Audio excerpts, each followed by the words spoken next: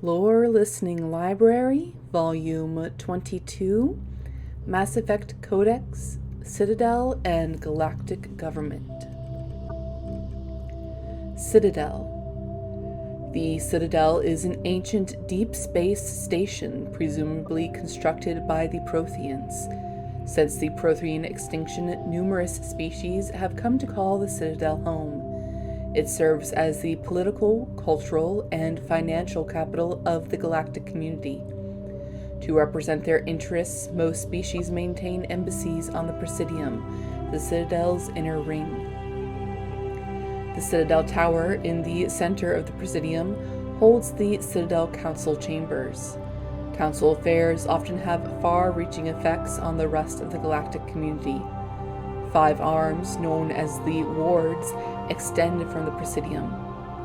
Their inner surfaces have been built into cities, populated by millions of inhabitants from across the galaxy. The Citadel is virtually indestructible. If attacked, the station can close its arms to form a solid, impregnable shell. For as long as the station has existed, an enigmatic race called the Keepers has maintained it. Citadel Council. The Council is an executive committee composed of representatives from the Asari Republics, the Turian Hierarchy, and the Solarian Union. Though they have no official power over the independent governments of other species, the Council's decisions carry great weight throughout the galaxy. No single Council race is strong enough to defy the other two, and all have a vested interest in compromise and cooperation. Each of the Council species has general characteristics associated with various aspects of governing the galaxy. The Asari are typically seen as diplomats and mediators. The Solarians gather intelligence and information. The Turians provide the bulk of the military and peacekeeping forces. Any species granted an embassy on the Citadel is considered an associate member bound by the accords of the Citadel Conventions.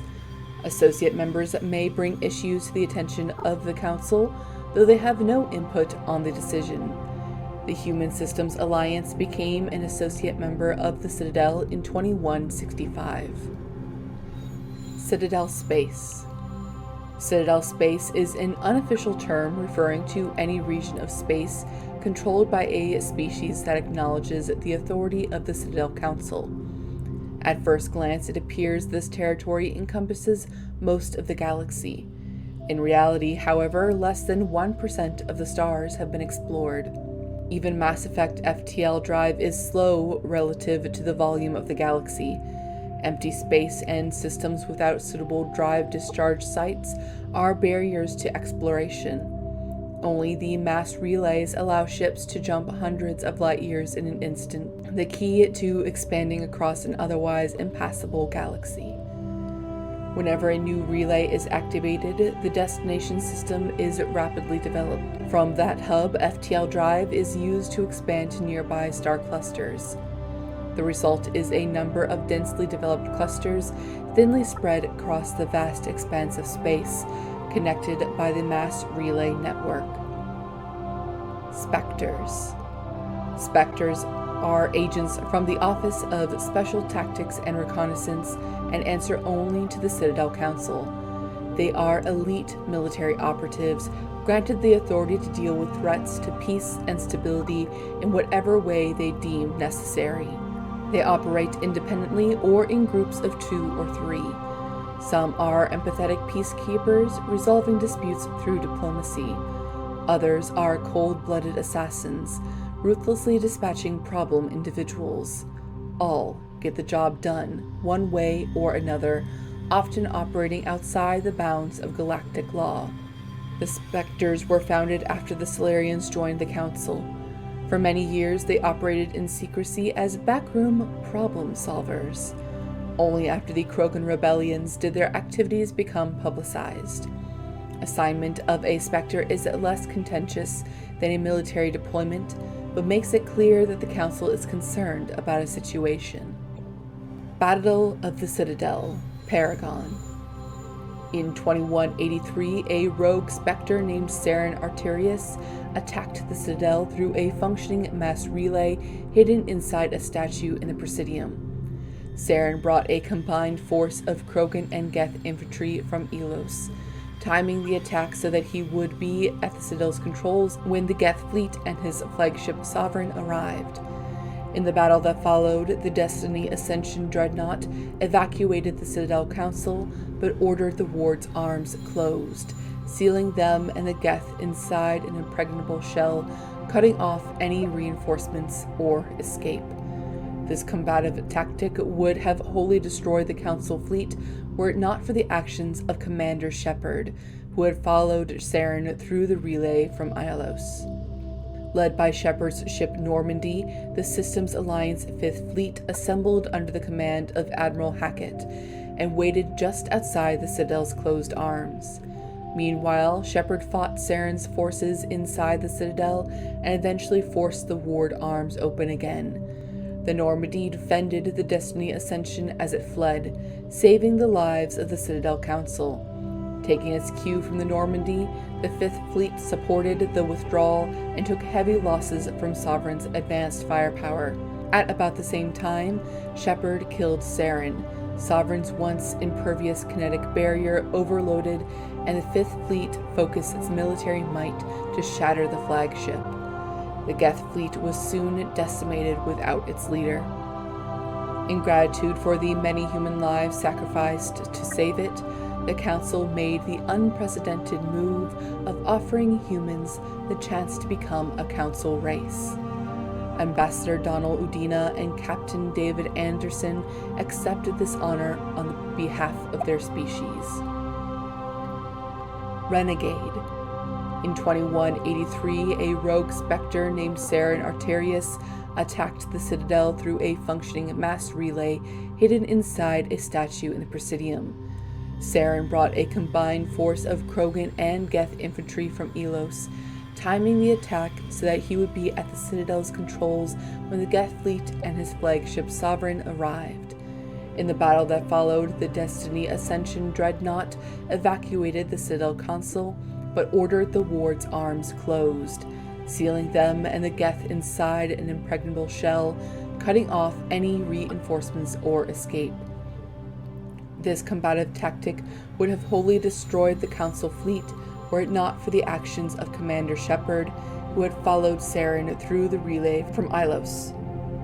Led by Shepard's ship Normandy, the Systems Alliance 5th Fleet assembled under the command of Admiral Hackett and waited just outside the Citadel's closed arms. Meanwhile, Shepard fought Saren's forces inside the Citadel and eventually forced the ward arms open again. Shepard called for the Normandy to concentrate firepower on Sovereign. The 5th Fleet took its cue from the Normandy and turned all firepower on the Geth flagship, letting the Destiny Ascension and other fleeing Council ships perish fighting the Geth fleet. At the same time, Shepard killed Sovereign. Sovereign's once impervious kinetic barrier overloaded, and the 5th Fleet focused its military might to shatter the flagship. The Geth fleet was soon decimated without its leader. With the Citadel Council and nearly everyone in its line of succession killed, humanity stepped into the power vacuum. Ambassador Donald Udina and Captain David Anderson were instrumental in pulling together a new galactic government with humans as the dominant voice. Citadel Conventions. These diplomatic talks occurred in the wake of the Krogan rebellions, as a response to the destruction of the conflict, an attempt to distance the Council from the brutal Krogan warfare. The conventions regulate the use of weapons of mass destruction. A WMD causes environmental alteration to a world. A bomb that produces a large crater is not considered a WMD. A bomb that causes a nuclear winter is. Use of WMD is forbidden on garden worlds like Earth, with ecospheres that can readily support a population. If a habitable world is destroyed, it will not be replaced for millions of years. The conventions do not forbid the use of WMD on hostile worlds or in sealed space station environments. Many militaries continue to develop and maintain stockpiles. The conventions graded weapons of mass destruction into tiers of concern. Tier 1 is the greatest threat to galactic peace. Tier 1. Large kinetic impactors such as asteroid drops or deorbiting space stations, effectively free and available in any system, in the form of debris left over from planetary accretion. Kinetic impactors are the weapon of choice for terrorists and third galaxy nations. Tier 2. Uncontrolled self-replicating weapons such as nanotechnology, viral or bacteriological organisms, von Neumann devices, and destructive computer viruses. These weapons can lie dormant for millennia, waiting for a careless visitor to carry them to another world. Tier 3.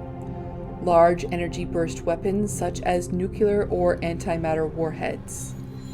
Tier 4. Alien species deliberately introduced to crowd out native forms necessary for the health of an ecosystem. Ecological tampering can take years to bear fruit, making it difficult to prove. Citadel Station, Citadel Security Services, CSEC. Citadel Security is a volunteer police service answering to the Citadel Council. The 200,000 constables of CSEC are responsible for maintaining public order in the densely populated Citadel. They also provide pirate suppression, customs enforcement, and search and rescue throughout the Citadel cluster. CSEC has 6 divisions. Enforcement, uniformed officers who patrol the Citadel and respond to emergencies. Investigation, detectives who puzzle out the truth behind crimes and bring perpetrators to justice. Customs, screens the thousands of passengers and cargo containers that pass through the Citadel's ports every day. Network, deals with cyber crimes like identity and copyright theft, hacking and viral attacks, and illegal artificial intelligence. Special response, deals with hostage situations, bombs, and heavily armed criminals. In the unlikely event that attackers board the Citadel, they are also the front line of defense, armed with military-grade equipment. Patrol, naval arm with ships stationed throughout the Citadel cluster. Unlike the other divisions, they are rarely seen at the Citadel, nor do they stay in one place long. Joining CSEC is prestigious. Applications must be sponsored by a Citadel counselor or the ambassador of an associate council race. Generally, applicants have many years of distinguished service in the military or police forces of their nation, but an inexperienced applicant with demonstrable talents will be fairly considered. CSEC and the Spectres are often at odds. Many CSEC members, notably current executor Venari Palin, believe that allowing Spectres to be above the law is a dangerous practice. The actions of Saren Arturius led credence to this position. The Spectres, in turn, are aggravated when CSEC dedication to procedure and due process hampers their investigations. Citadel Station Foundations. The undersides of the wards between the inhabited superstructures and impenetrable outer hull are called the foundations. These dangerous areas are filled with life support systems and power plants. Officially, only the keepers are allowed into the foundations. In reality, the foundations are the slums of the Citadel, home to criminals, minorities, transients, and the occasional stateless exiles. Some stay in the foundations of their own will. Others end up there when the opportunities they sought in the Citadel did not come. These stations' recycling systems are located in the foundations. These manufacture a variety of artificial organic pastes that can be eaten for sustenance. They are free and nutritious, but nearly tasteless and of unpleasant texture. Poorer Citadel residents quickly become adept at dressing up this bland fare with sauces and spices, while imported foodstuffs are a popular luxury of the wealthy. Citadel Station, Presidium Ring. The ring is an enclosed loop of park-like space, serving as the connection points for the wards. The interior walls are lined with the embassies of influential species and private residencies for the galaxy's elite. The Presidium is full of open-air restaurants, bars, and luxurious meeting areas. The gravity is about a third Earth normal. A holographic sky is projected over the ceiling of the ring. Unlike the 24/7 bustle of the wards, the Presidium maintains a 20-hour day cycle with a 6-hour night, where lights are dimmed and the sky goes through a night cycle. Offices and residences are often open to the interior. It is not unusual for embassies to have no exterior wall at all. This does not cause a crime problem due to the heavy C-Sec presence and ubiquitous monitoring devices on the Presidium. Thieves are quickly identified and apprehended. The ring is the location of the Citadel's spaceports. Being closer to the center of the spin, there is less motion for a ship to match, and the reduced spin gravity makes handling cargo easier. Hundreds of ships pass through the Citadel every day, and every species with an embassy is granted a private dock. The tower at the center of the ring holds the administration of the Citadel Council. The tower rises over a kilometer from the ring, appearing to thrust forward parallel to the ward arms. As the tower is at the center of the spin axis, it experiences little centrifugal force. Gravity is maintained using mass effect fields at a 90-degree angle to the ring and wards. A consular dock can be found at the base of the tower. While normally used for diplomatic couriers and Spectre business, the shuttles docked here can evacuate the council government in an emergency. Citadel Station, Serpent Nebula. The Citadel is surrounded by a blue-tinted reflection nebula. The light of the nebula is actually light from the Citadel, scattered and reflected back at the station. At first, the Serpent Nebula was assumed to be made of microscopic construction debris. Prevailing theory holds that the Protheans used molecular nanotechnology to manufacture the incredibly durable materials used to make the Citadel. But unlike other nebulae, the Serpent does not dissipate over time. Therefore, it must be replenished constantly. The current popular theory is that the non-recyclable waste collected by the Citadel's keepers is somehow rendered down to the atomic or molecular level and injected into the clouds. The thick nebula presents a navigation hazard. Beyond the relatively clear areas around the Citadel, electrical discharges are common. These are not blocked by kinetic barriers and can severely damage metal-framed starships. In addition, some dense knots of dust can overwhelm the repulsion of kinetic barriers on smaller ships. If such a vessel is moving fast enough at the time, the effects are similar to being hit by a sandblaster. Attempting to reach the Citadel through open space navigation is unadvisable. The only safe approach is through the mass relays that orbit it. Citadel Station Statistics. Although the Citadel is equipped with Mass Effect generating Element 0 cores, most of the gravity on the station is generated by the centrifugal force of rotation. Rotation, 3.5 minutes per revolution. Rotational gravity in wards, 1.02 Earth. Rotational gravity in Presidium, 0.3 Earth. Total length, open, 44.7 kilometers. Diameter, open, 12.8 kilometers. Ward length, 43.6 kilometers. Ward width, 330 meters. Presidium ring diameter, 7.2 kilometers. Presidium ring width, 553 meters. Exterior armor thickness, 13 meters.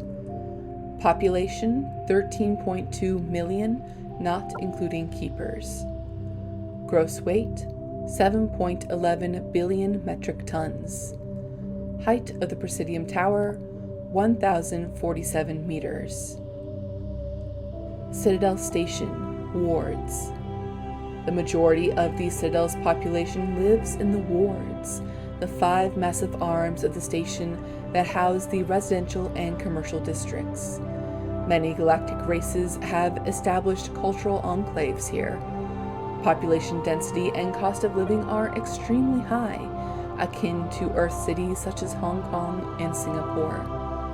The wards are open-topped with skyscrapers rising from the superstructure. Towers are sealed against vacuum as the breathable atmosphere envelope is only maintained to a height of about 7 meters. The atmosphere is contained by the centrifugal force of rotation and a membrane of dense, colorless sulfur hexafluoride gas, held in place by carefully managed mass effect fields. The view from the wards is spectacular. In the background, stars, Serpent Nebula, and the nearby blue giant called the Widow move across the sky as the station rotates to stabilize itself. In the foreground, the lights of buildings and vehicles on the opposing ward arms perpetually shine. The Citadel has no real day or night. While the station keeps the standard galactic time for political functions, business rarely close, and residents acclimate to sleep and work according to personal need rather than a day-night cycle. Additions and modifications are constantly being constructed, though they must stay within certain specifications that will not compromise the operation of the station. Occasionally, the keepers will descend on an area of the wards and move or change the architecture without explanation. Residents have learned to live with these inexplicable intrusions. Treaty of Ferrixon. Due to the destructive potential of dreadnoughts, the Council races agreed at the Ferrixon Naval Conference to fix a ratio of dreadnought construction between themselves. At the top of the pyramid is the peacekeeping Turian fleet. Below the Turians are the other Council races, currently the Asari and Solarians. Council associate races are at the bottom. The Human Systems Alliance is part of this last group. The ratio of Turian to Council to associate dreadnoughts are 5 to 3 to 1. For every dreadnought humans are permitted to build, the Asari have 3 and the Turians have 5.